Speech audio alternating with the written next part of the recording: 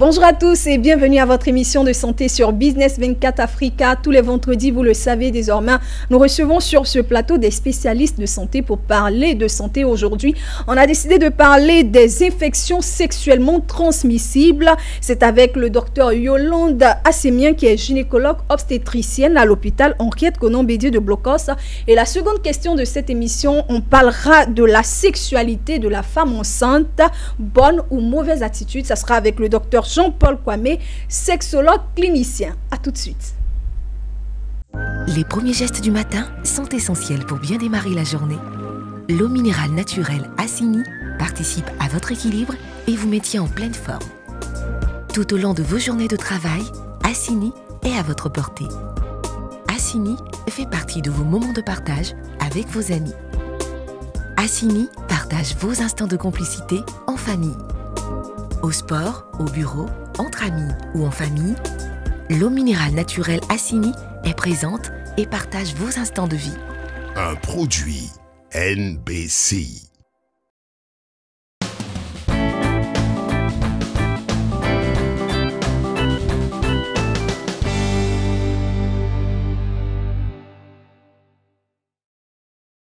Bienvenue à tous ceux qui viennent d'arriver, qui viennent de nous prendre en marche. Alors aujourd'hui, nous parlons de sexualité de la femme enceinte, bonne ou mauvaise attitude. Ça sera la seconde question. Mais premièrement, nous parlerons avec le docteur Yolande Assemien qui est gynécologue obstétricienne à l'hôpital Henriette Konan-Bédier de Blocos. Nous parlerons des infections sexuellement transmissibles. Alors selon l'OMS, chaque jour, plus d'1 million de personnes contractent les maladies, les infections sexuellement transmissibles. Comment les contractons? Quels sont les risques pour la santé? Existe-t-il des traitements? C'est de tout cela qu'il s'agira au cours de cette émission. Et comme je l'ai dit, la seconde question parlera de la sexualité de la femme enceinte. Bonjour, chers consultants. Bonjour Irène. Bonjour Irène. Merci de répondre toujours favorablement à cette émission, à l'invitation. Alors, docteur Assemien, on va commencer avec vous. Aujourd'hui, on parle des infections sexuellement transmissibles. Je voudrais savoir déjà, est-ce qu'il y a une différence entre infections sexuellement transmissibles et maladies sexuellement transmissibles? Merci Irène. Infections sexuellement transmissibles et maladies sexuellement transmissibles. Bon, anciennement appelées maladies sexuellement transmissibles ou maladies vénériennes. Aujourd'hui, on parle plutôt d'infections sexuellement transmissibles. Infections sexuellement transmissibles, il y a une différence par rapport à la maladie. La maladie, c'est-à-dire que la personne présente les signes de la maladie. Elle fait déjà les symptômes de la maladie. Mais quand on dit infection, c'est-à-dire que le microbe ou l'agent pathogène de la maladie est présent dans notre corps, mais sans forcément l'exprimer de façon extérieure. Donc, on peut être infecté sans pour autant avoir les symptômes de la maladie. Donc, sans pour autant faire la maladie. Sans pour autant faire la maladie. C'est pour ça que maintenant, on parle d'infection. Parce qu'il y a certaines infections qui sont asymptomatiques, n'ont pas vraiment de symptômes. Ok. Docteur, est-ce que dans ce cas-là, on peut avoir une infection sans faire la maladie, c'est-à-dire on peut ne pas être malade? Oui, c'est cela. Oui, c'est cela. Voilà. Maintenant, est-ce que quand on a l'infection, on est moins dangereux? Pas moins dangereux, on a quand même l'agent pathogène en nous. On a quand même l'agent pathogène en nous, on peut contaminer. Et c'est ce qui fait l'importance des IST, infections sexuellement transmissibles. Ok. Alors, je voulais qu'on précise tout cela, la dangerosité, quand on est infecté, quand on a l'infection et qu'on ne fait pas la maladie, est-ce qu'on est moins dangereux que celui qui fait la maladie? On a la réponse avec le docteur Assemien, on est aussi dangereux que celui qui fait la maladie. C'est-à-dire, on peut être infecté, mais sans le savoir. Voilà. Donc, l'agent pathogène est en nous, mais on n'exprime pas les symptômes de la maladie. Très bien. Alors, je rappelle qu'aujourd'hui, nous parlerons de deux questions de santé qui tournent autour de la sexualité. Premièrement, nous parlons des IST, des infections sexuellement transmissibles. Et la seconde question parlera de la sexualité de la femme enceinte. Alors, docteur, je voudrais maintenant qu'on parle des différentes formes ou des différents types d'MST. Ou bien d'IST, c'est mieux. D'IST, infection sexuellement transmissible. En fait, les différents types d'IST, il y en a plusieurs. Voilà. Il y a au moins une douzaine d'IST qui sont reconnus. Il y a des IST d'origine virale, à savoir l'IST numéro 1, c'est l'infection à VIH. Il y a l'hépatite A, l'hépatite B, l'hépatite C. On a aussi l'herpès et on a les condylomes. Infections sont les verrues génitales, communément appelées infections à papillomavirus humain, HPV. Bon, après, les infections sexuellement transmissibles, IST d'origine virale, on a les IST d'origine bactérienne, à savoir la syphilis, la gonorrhée. Voilà, ça, on connaît ça très souvent parce qu'on rencontre ça très souvent. Oui. La syphilis, la gonorrhée et puis l'infection à chlamydia. Bon, en dehors des IST d'origine bactérienne, il y a les IST d'origine parasitaire, à savoir le trichomonas et aussi ce qu'on appelle le morpion, c'est-à-dire les poux pubiens. Les poux pubiens. Il y a des poux à ce niveau-là aussi. Oui, il y a des poux. Les poux dans les cheveux. Les poux dans les cheveux, les poux au niveau du pubis. Et c'est le même type de poux qu'on a. C'est le même type de poux. Ça doit être agréable quand ça démange. Parce que les poux dans les cheveux, c'est agréable quand ça démange et qu'on gratte. Hein. C'est une petite parenthèse. Et aussi, il y a les IST d'origine mycosique. Les mycoses sont les champignons, à savoir le mycoplasme. Donc, il y a plusieurs types d'MST. Les bactéries, les virus, les parasites et les mycoses. Et les poux, je vais m'attarder un peu sur ça. Les poux au niveau du pubis, là, c'est par voie sexuelle aussi qu'on l'a? Ou bien par manque d'hygiène, de bonne hygiène? Non, mais la contamination se fait pas forcément par manque d'hygiène, mais par voie sexuelle et par contact. Par contact. En fonction des pratiques sexuelles qu'on a. Ok, alors je rappelle que nous parlons actuellement avec le docteur Yolande Assémien, qui est gynécologue obstétricienne à l'hôpital Henriette Konon-Bédier de Blocos et à Abidjan. Docteur, je voudrais maintenant qu'on parle des différents risques de contamination. Les différents risques de contamination, en fait, il faut savoir que les risques de contamination ne concernent pas directement les personnes, mais ce sont des comportements à risque. Voilà. Donc, le premier comportement à risque qu'on peut avoir, c'est l'absence de traitement. Il faut savoir que les IST, dès qu'elles sont diagnostiquées, qu'elles sont prises en charge correctement et précocement, sont guérissables la plupart du temps. En dehors de certaines, donc, dont le confort, ou alors le confort peut être amélioré, mais peut ne pas forcément entraîner une guérison. Voilà, docteur, tout à l'heure, vous avez énuméré une liste des différents types d'infections sexuellement transmissibles. Est-ce qu'il y en a de plus fréquentes? Vous avez cité certaines que j'ai reconnues déjà, la syphilis. Est-ce qu'il y en a certains actuellement, à l'heure actuelle en Côte d'Ivoire, qui sont plus fréquentes que d'autres? Je voulais revenir d'abord sur les risques, parce que j'ai cité un premier risque, c'est d'abord l'absence de prise en charge de traitement. Ensuite, il y a un second risque, c'est l'usage de drogue. Au niveau des toxicomanes, l'usage de seringues, le fait de se prêter les seringues, ça aussi c'est un risque de contamination. Il y a aussi les nouvelles pratiques sexuelles, à savoir l'homosexualité et la bisexualité. Ça aussi c'est un risque de contamination. Et aussi il y a ce qu'on appelle aussi certaines pratiques, nouvelles pratiques aussi, les tatouages, les piercings. Ça aussi c'est un risque de contamination des IST. Ok, donc maintenant on va parler des infections les plus fréquentes, ce qu'on rencontre actuellement en Côte d'Ivoire, et quelles sont les cibles très souvent? Quelles sont les populations touchées? Bon, la première infection qu'on peut citer, infection sexuellement transmissible, c'est le VIH. Le VIH. Jusqu'à présent, c'est encore le VIH. Oui, c'est encore le VIH. Il y a le VIH, il y a la syphilis, il y a l'infection à chlamydia. Voilà. Et il y a la gonorrhée aussi qu'on rencontre. Et il y a une autre infection aussi qui prend de l'ampleur, c'est l'hépatite A et l'hépatite B et l'hépatite C. Ils sont sexuellement transmissibles aussi. Ok. Je rappelle à tous ceux qui viennent de nous prendre en marche que nous sommes, vous suivez bien Business Matin Santé, et là nous parlons des infections sexuellement transmissibles. C'est avec le docteur Yolande Assémien, qui est gynécologue obstétricienne à l'hôpital Henriette Konon-Bédier de Blocos. Docteur, je voudrais, si vous avez quelque chose à dire sur les IST. Je voudrais préciser que vous avez parlé de cibles, les jeunes sont les plus touchés. dans tous les pays du monde. Les jeunes sont les plus touchés. Et préciser encore que le cancer du col de l'utérus est d'origine virale. Elle pourra confirmer. Et ça, c'est très important. Beaucoup ne savent pas.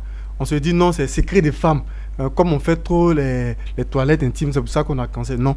Le cancer du col de l'utérus est d'origine virale. Et le virus s'appelle le papillomavirus. Voilà. Alors, docteur, à la suite de ce que le sexologue a dit, Jean-Paul Kwame, on a parlé des risques de contamination. Je voudrais maintenant qu'on s'intéresse aux moyens de prévention. Est-ce que le préservatif permet de prévenir, de se protéger de toutes les IST? Bon, je dirais oui et non. Oui, parce que c'est l'élément majeur dans la prévention, dans la protection contre les infections sexuellement transmissibles. Pour la plupart des IST, le préservatif est le moyen de protection indiqué. Mais il faut dire qu'il y a plusieurs types d'IST. Et donc, en fonction du type, il y a certains modes de contamination qui sont sexuels. Il y en a qui ont des modes de contamination sanguins. Je prends le cas, par exemple, du VIH. La voie sexuelle n'est pas la seule voie de contamination. Il y a la voie sanguine, et il y a la transmission mère-enfant, il y a l'allaitement. Donc, si on veut vraiment un peu s'étendre pour pouvoir lutter contre la dissémination, la contamination, il faut pouvoir faire une prévention sur chaque type de contamination. Très bien.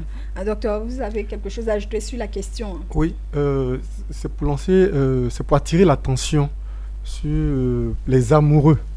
Lancer un appel aux amoureux des tatouages. Même si on dit souvent que les tatoueurs nettoient copieusement leurs effets avant de faire leur travail, eh bien en réalité, ce n'est pas toujours dans de bonnes conditions que l'outil de travail des tatoueurs est fait. Voilà. Très bien. Docteur Assemian, je voudrais qu'on parle... J'aimerais compléter, c'est-à-dire que les tatouages sont incriminés dans la transmission de certaines infections, en particulier le VIH. Donc, pour tous ceux qui vont se faire tatouer, qui vont faire le piercing, il faut s'assurer dans la prévention que les éléments, le matériel utilisé est stérile. C'est-à-dire qu'il faut être sûr que le professionnel chez qui on va possède un autoclave. C'est ce qui permet de stériliser le matériel, ou alors le matériel qu'on aura à utiliser est à usage unique. Très bien. Docteur, dans l'énumération de certaines infections que vous avez citées, j'avais demandé les plus courantes. C'est vrai que le sida, on dira qu'on n'a pas toujours... L'information est importante à toujours transmettre, mais je voudrais qu'on parle d'autres infections en dehors du VIH-Sida, qu'on parle par exemple de la syphilis, du gono, qu'on rencontre beaucoup en Côte d'Ivoire ici, du chlamydia.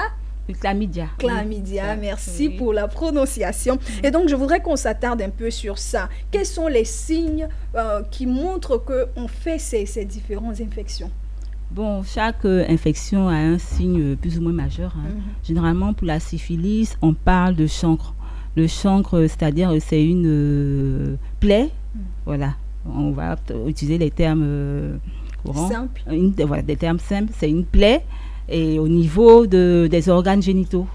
Bon, cette plaie peut évoluer, mais généralement, c'est un peu ça le signe majeur d'appel. On appelle le chancre. Voilà. Bon, concernant la gonorrhée, c'est plutôt un écoulement. Voilà, on va appeler ça chez les hommes, l'écoulement urétral, ou alors chez la femme, il y a un écoulement vaginal d'une couleur verdâtre. Voilà. Et donc, quand on se rend compte de la présence de cet élément-là, de cet écoulement qui n'est pas habituel, donc c'est un signe majeur. Bon, le chlamydia, il est un peu particulier parce que généralement, l'infection à chlamydia est asymptomatique. On n'a pas de signe. On n'a pas de signe. Et ça, c'est un peu plus dangereux quand on n'a pas de signe. Voilà.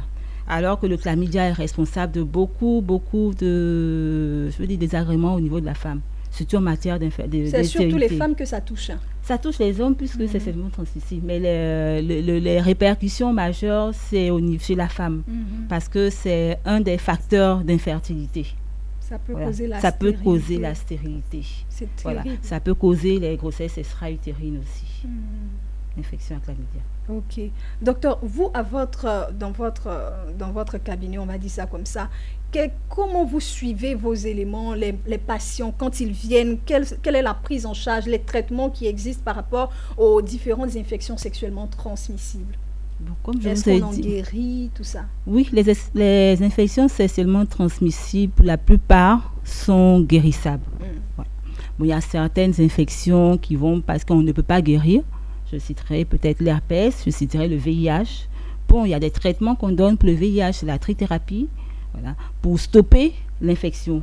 Mais le virus, l'agent pathogène ne va pas disparaître du corps. Voilà. De même pour l'herpès, dès qu'il y a une infection herpétique, on peut traiter avec des antiviraux. Mais il y a une ressurgence en fonction de certains facteurs. Un stress, une baisse de l'immunité, une maladie, ça peut entraîner une ressurgence de l'herpès. Très bien. Voilà. Et maintenant, la plupart des autres IST sont traitables par des antibiotiques, antibiothérapie. Bon, chaque IST a son antibiotique vraiment particulier en fonction de l'origine bactérienne, parasitaire. Très bien. Merci, docteur Assemian. Et là, je vais dire que nous marquons une courte pause pour revenir pour la suite de l'émission. Et bien évidemment, à la fin de l'émission, le docteur Assemian pourrait donner quelques conseils, les derniers mots concernant ce sujet. À tout de suite. Les premiers gestes du matin sont essentiels pour bien démarrer la journée. L'eau minérale naturelle Assini participe à votre équilibre et vous maintient en pleine forme. Tout au long de vos journées de travail, Assini est à votre portée. Assini fait partie de vos moments de partage avec vos amis. Assini partage vos instants de complicité en famille. Au sport, au bureau, entre amis ou en famille, l'eau minérale naturelle Assini est présente et partage vos instants de vie. Un produit NBC. De retour sur le plateau de Business Matin Santé. Aujourd'hui, sur mon plateau, le docteur Assemian Yolande, qui est gynécologue obstétricienne, avec elle nous avons parlé des infections sexuellement transmissibles. Le second sujet, la seconde question de cette émission est la sexualité de la femme enceinte, bonne ou mauvaise chose. Et pour en parler, c'est le docteur, je dirais pas docteur, c'est le sexologue Jean-Paul Kwame. Il est sexologue clinicien. Docteur, on parle aujourd'hui avec vous de la sexualité de la femme enceinte. Est-ce qu'une grossesse qui entraîne forcément des difficultés sexuelles? Pas toujours et pas avec toutes les femmes. Nous avons remarqué que il y a des femmes qui, pendant les 3 premiers mois de la grossesse, c'est-à-dire le premier trimestre, ressentent des douleurs abdominales. C'est souvent normal. Parce qu'à cette période-là, le col de l'utérus se ferme, rendant douloureux la pénétration vaginale lors des rapports sexuels. Donc on peut souvent avoir des difficultés, mais c'est pas toujours. C'est pas toujours. Il y a aussi le stress causé.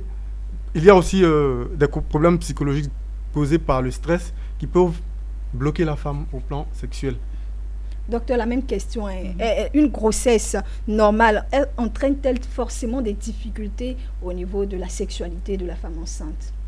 Bon, je dirais non, parce que la femme enceinte peut avoir une sexualité parfaite, épanouie. Bon, il y a quelques ennuis généralement au premier trimestre, parce qu'elle est sujette aux nausées, vomissements. Il y a ce qu'on appelle les signes sympathiques, qui peuvent là être un frein au rapport sexuel. Mais à partir du deuxième trimestre, il y a ce qu'on appelle un pic hormonal. Donc la femme, les signes sympathiques disparaissent, la femme est plus à l'aise, elle est contente de porter sa grossesse. Et il y a un pic hormonal, donc ce qui permet vraiment de, si je peux dire, de relancer la libido de la femme enceinte. Très bien, à partir du 3e mois. Donc on comprend bien avec les 2 explications de nos consultants sur le plateau qu'il n'y a pas de difficulté majeure pendant la grossesse, de difficulté au niveau de la sexualité de la femme enceinte. Docteur, je voudrais savoir, sexologue, est-ce qu'on peut faire mal à notre enfant, au bébé, quand on fait l'amour pendant que madame est enceinte? Ça, c'est une question que se posent de nombreux jeunes couples. Est-ce que le kiki de monsieur ne va pas toucher le bébé? Est-ce que ça ne risque pas d'ouvrir le col de l'utérus? Il n'en est rien du tout. Il n'en est rien du tout. Au contraire, la sexualité est conseillée du premier mois jusqu'au, je dirais, à la dernière seconde. Et d'ailleurs, pour ça, il y a un concept très en vogue au Canada où, lorsque vous allez à l'hôpital, dès que vous déclarez que vous êtes enceinte, on va vous demander de venir le jour de l'accouchement avec monsieur. Et ils ont une petite chambrette ou chambre là où on vous demande de faire votre dernier coup. Parce que les rapports sexuels vont activer, vont ramollir, non seulement les rapports sexuels pendant la grossesse vont ramollir le col de l'utérus, facilitant aussi la sortie de bébé. Et ce dernier coup qu'on vous donne l'occasion de faire vont créer des contractions de l'utérus, facilitant la descente du bébé. Le dernier coup dont vous parlez, il s'agit dans le dernier mois, c'est ça? Oui, dans le dernier mois. Et donc, je dirais, lors d'une conférence sur ce même sujet, j'ai dit, il est important que vous continuez la sexualité jusqu'au dernier mois, à la dernière semaine, au dernier jour, jusqu'à la dernière seconde. Très important. Docteur, le 9e mois où on commence à avoir un peu de contraction au niveau du ventre, on doit aussi faire l'amour. Bon, comme je disais tout à l'heure, il y a plusieurs phases au niveau de la sexualité pendant la grossesse. C'est-à-dire que rien n'est contre-indiqué en fonction de certaines pathologies pour lesquelles on déconseille les rapports sexuels, mais la femme enceinte peut avoir une sexualité parfaite, épanouie. Et comme je disais, au premier trimestre, avec les signes sympathiques, c'est un peu difficile. Mais à partir du deuxième trimestre, il y a un pic d'œstrogène qui donne une hypersensibilité au niveau mamelonnaire. Donc, ça agrémente encore un peu plus les rapports sexuels. Mais à partir du troisième trimestre, c'est plutôt les transformations morphologiques. Le ventre qui grossit, tout ça. Donc, du coup, sur le plan psychologique, la femme enceinte peut être atteinte. Mais rien n'est contre-indiqué. Mais justement, au dernier trimestre, durant toute la grossesse, la femme peut avoir des rapports sexuels. Et c'est même conseillé aussi en fin de grossesse, surtout dans les dépassements de terme. Parce qu'au niveau du sperme, il y a ce qu'on appelle les prostaglandines. Voilà, ce sont des protéines qui sont contenues dans le sperme et ces prostaglandines-là permettent au col le ramollissement et l'ouverture du col et permettent de déclencher les contractions utérines. Donc, ayant des rapports, c'est par la voie naturelle que ces prostaglandines sont mises au contact du col et des parois vaginales. Et ça, c'est conseillé surtout même chez les femmes qui ont un dépassement de terme. On leur conseille aussi d'avoir des rapports sexuels, ce sont des prostaglandines naturelles et ça aide au déclenchement de l'accouchement. Très bien. Et là, donc, on rejoint un peu... Voilà, donc oui, la petite chambre de l'autre côté là-bas, ça c'est au Canada. Je ne sais pas si en Côte d'Ivoire, on offre aussi de petites chambres à monsieur et madame. Non, ça n'existe pas ici. Voilà, là, à l'hôpital, très généralement, on dit aux femmes de marcher dans le couloir. On est là, on parle la petite chambre. Pas la petite chambre. On suppose qu'elles ont déjà fait à la maison. Ah, on suppose, ok. Donc, on suppose bien dans ce cas-là. Je voudrais maintenant, docteur, qu'on parle un peu du rythme normal de la sexualité de la femme enceinte. À quel rythme ça doit se faire? Une fois dans la semaine, une fois dans le mois, une fois par trimestre? Comment ça doit se faire? Comme le docteur le disait, il n'y a pas de contre-indication. Le rythme normal, la fréquence normale pour un couple qui n'attend pas de bébé, c'est 2-3 fois la semaine. Et donc les 2-3 fois peuvent être aussi la fréquence d'une femme qui attend un bébé. 2-3 fois la semaine. 2-3 fois la semaine. Il n'y a aucun problème. Si vous voulez, vous pouvez aller jusqu'à 4 fois. Il n'y a aucun problème. Mais en le faisant, quand même, il faut faire appel à son bon sens parce qu'il y a quand même des positions, des pratiques et on en viendra. Docteur, votre avis lui, c'est l'avis du sexologue. Il faut faire 3-4 fois par semaine, autant de fois qu'on veut. Vous, c'est aussi 3 fois, 4 fois? En fait, c'est la fréquence recommandée. Généralement, en gynécologie, c'est au moins 3 rapports sexuels par semaine. Voilà. On peut aller au-delà, mais le minimum, c'est 3 rapports sexuels par semaine. Quand on dit... Donc, pour la femme enceinte, chez qui il n'y a pas de contre-indication, elle peut aller à son rythme. Si elle veut le faire tous les jours, elle le fait tous les jours. Si elle veut le faire 2, 3, 4 fois par semaine, elle le fait 2, 3, 4 fois par semaine. C'est à quel moment il y a une contre-indication chez une femme enceinte? Bon, il y a une contre-indication chez une femme enceinte. Généralement, ce sont des contre-indications obstétricales, médicales. C'est-à-dire que quand la femme a un risque d'accouchement prématuré, elle a une menace d'accouchement prématuré, on déconseille les rapports sexuels. Quand il y a une fissuration de la poche des os, il y a un écoulement, une fissuration de la poche des os, on déconseille d'avoir les rapports sexuels parce qu'il y a un risque infectieux majeur. Et aussi ce qu'on appelle le placenta prévia, c'est-à-dire le placenta qui est bas inséré ou alors qui est recouvrant. Généralement, quand il y a un rapport sexuel, c'est en train de saignement, hémorragie. Donc, du coup, on s'est déconseillé aussi chez la femme. À part ça, à part ces conditions-là, il faut faire le shampoing du bébé. Elle peut avoir ses rapports sexuels autant qu'elle veut. Voilà, on a reçu une sage-femme ici même où le sexologue était assis. On nous a parlé de faire le shampoing du bébé. C'est ça. Faut faire le shampoing du bébé 3 fois, 4 fois par semaine s'il n'y a pas de contre-indication. Voilà, c'est très clair. On nous a appris ici sur ce plateau aussi. Moi, je suis une bonne élève. On nous a appris sur ce plateau ici que le sexe est thérapeutique. Avant d'être un moment de plaisir, c'est thérapeutique. Donc, vous pouvez y aller, mesdames, avec le gros ventre. Alors, docteur, on va parler maintenant des pratiques sexuelles, des positions sexuelles. Est-ce qu'une femme enceinte peut se permettre, avec une femme enceinte, on peut se permettre de tout faire? Non. Non. Parce que, non, je dirais non, non et non. Il y a des positions quand même, on peut se permettre de tout faire, mais je le disais tout à l'heure, il faut faire appel à son bon sens. Il faut éviter les positions où vous allez sentir le poids de monsieur sur le ventre. Voilà, il faut éviter ces positions-là. Donc, optez pour des positions vraiment aisées, telles que, on parle de la position de la cuillère. C'est quoi la position de la cuillère? Je suis visuelle, moi. Où madame va se retrouver de côté, soit sur le côté gauche, le côté droit, et monsieur est derrière. Okay. Nous avons une autre position où le monsieur est assis dans une chaise où elle peut aussi s'asseoir. Avec le gros ventre, là, ça fait 2 poids. Hein. Si ce sont des jumeaux, si ce sont des triplés, là, c'est terrible. C'est le monsieur qui reçoit le poids du bébé et de sa femme. Donc là, il n'y a aucun problème. J'ai pitié pour le monsieur déjà. Non, c'est lui qui a fait. Donc, il peut supporter. Il va supporter, il n'y a aucun problème. Donc, il y a ces positions. Il y en a encore où le monsieur est allongé, où la femme s'assoit et lui fait face, ou peut lui donner dos. Voilà. Donc, ce sont ces 3 ou 4 positions que je viens d'énumérer qui sont vraiment conseillées.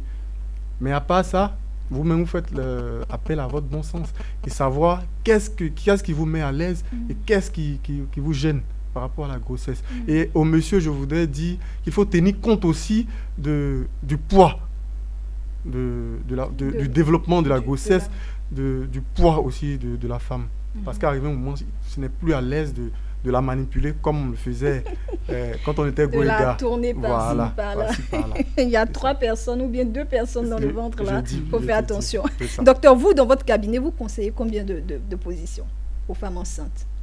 Il n'y a pas de position particulière, mais comme il a dit, il faut éviter les positions surtout où il y a une vraiment pression importante sur l'abdomen. Mais dès lors où la femme a une position où elle se sent à l'aise, elle peut l'utiliser.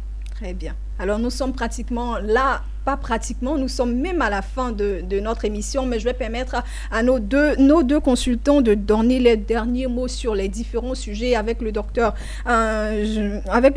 Assémien Yolande. Nous avons parlé des IST, les infections sexuellement transmissibles, et avec le sexologue Jean-Paul Kwame, nous avons parlé de la sexualité de la femme enceinte, bonne ou mauvaise chose, et je crois qu'à la fin, elle va nous dire si c'est une bonne chose ou pas, même si on a déjà compris.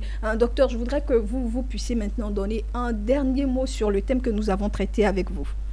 Concernant les IST, j'aimerais vraiment dire que ce sont des infections qui sont généralement guérissables. Guérissables lorsqu'elles sont dépistées tôt et quand elles sont connues, lorsqu'elles sont prises en charge correctement. Voilà. Et donc, il y a certaines IST pour lesquelles la guérison est n'est pas vraiment d'actualité pour l'instant, mais quand même on arrive à stopper l'évolution de la maladie. vraiment pour le VIH/SIDA et pour l'hépatite virale qui deviennent finalement des maladies chroniques. Et donc là, généralement, je conseille aux malades de bien prendre leur traitement, vraiment la trithérapie, de bien prendre leurs médicaments. Et voilà, on arrive à stopper la maladie. Merci, docteur. Avec le sexologue, on a parlé, comme je l'ai dit tantôt, de la sexualité de la femme enceinte. Ouais. Bonne chose, je suppose. Très bonne chose. Très, très bonne chose. Voilà. À consommer avec... sans modération. Sans modération. C'est là Lâchez-vous. Lâchez-vous. Lorsqu'il n'y a pas de contre-indication pour la femme enceinte. Voilà, j'apprends bien mes leçons. Je suis bien entourée. Je dis merci à nos spécialistes, à Jean-Paul Kwame, qui est sexologue clinicien, au docteur Yolande Assémien, qui est gynécologue obstétricienne à l'hôpital Henriette Conan-Bédier de Blocos. Moi, je suis Irène Bailly. Je vous dis merci de nous avoir suivis. Je dis merci à toute mon équipe, à la tête, à notre réalisateur Aimé Bodje. J'ai été accompagné aussi par Chef Lignon, par Richard Keke et par Série Marius. À la semaine prochaine. Les premiers gestes du matin sont essentiels pour bien démarrer la journée. L'eau minérale naturelle Assini participe à votre équilibre et vous maintient en pleine forme. Tout au long de vos journées de travail, Assini est à votre portée. Assini fait partie de vos moments de partage avec vos amis. Assini partage vos instants de complicité en famille. Au sport, au bureau, entre amis ou en famille, l'eau minérale naturelle Assini est présente et partage vos instants de vie. Un produit NBC.